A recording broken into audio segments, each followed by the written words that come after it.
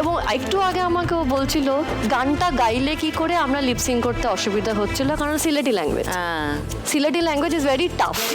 আমরা গানটা শুনবো না? নিশ্চয়ই, আমি আছি, ওই জন্য তো আমি আজকে এসেছি পডিয়ামে। আমি আজকে বেশ শুনি গানটা। লঞ্চ চলে ধীরে ধীরে, মোটর চলে পলকে, মোটর ভিতরে হামাইয়া দেখো দূরের বাজনা বাজে, পরার দেশে গিয়া গো মহনা মাইজি ডাকবায় কারে, আর মোটর ভিতরে হামাইয়া দেখো দূরের বাজনা বাজে। নাইস।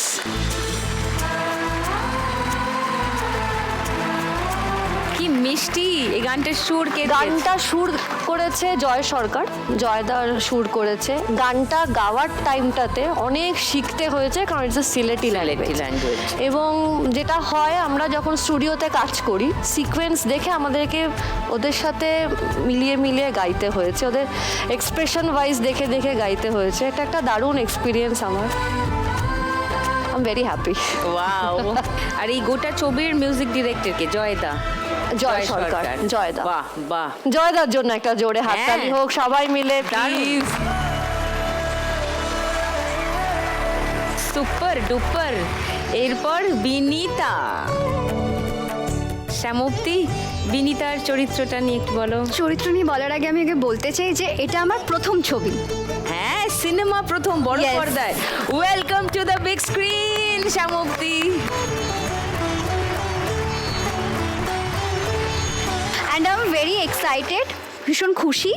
ছবিটা শুটিং করার আগে একটু নার্ভাসনেস কাজ করছিল, বিকজ মানে এত সিনিয়র অ্যাক্টরদের সাথে আমি স্ক্রিন শেয়ার করব, কেমন কি হবে না হবে, মানে সবাই এত গুণী শিল্পীরা, এবং শিবুদা এবং নন্দিতা দি, এনাদের সাথে আমি কাজ করব, কতটা কি পারবো না, একটা তো ভয় কাজ করে, বাট আই এম ব্লেসড।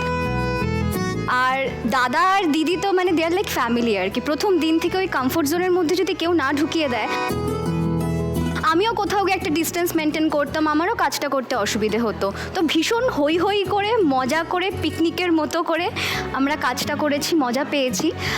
আর যেহেতু এটা একটা মিস্ট্রি নিয়ে সমস্ত কিছু, এবার আমিও বুঝতে পারছি না কতটা কি বলবো। মেয়েটার কাছে আমি একটা আইডিওলজি বলতে পারি বিনীতা চরিত্রের, নাচতে ভালোবাসে। মেয়েটা জীবনে ভীষণ ক্লিয়ার যে ও জীবন থেকে কি চায়, জীবন দর্শনটা ভীষণ ক্লিয়ার। এর থেকে বাকি আর কিছু বলতে চাইছি না, তার জন্য 29 মে হলে গিয়ে সিনেমাটা দেখতে হবে। শুধু 29 মে নিশ্চয়ই দেখা যাবে না, তারপরে ওই দিন থেকে শুরু করতে হবে। 29 মে অনওয়ার্ডস। ইয়েস, 29 মে মুক্তি পাচ্ছে, তারপরে বেশ কিছুদিন চলবে এই সব নক্ষত্র সমাবেশ ঘটতে চলেছে পর্দায়। তো ন্যাচারালি অনেক দিন চলবে এবং সবাই গিয়ে প্রেক্ষাগৃহে সিনেমাটা দেখবেন, সেটাই আশা করি।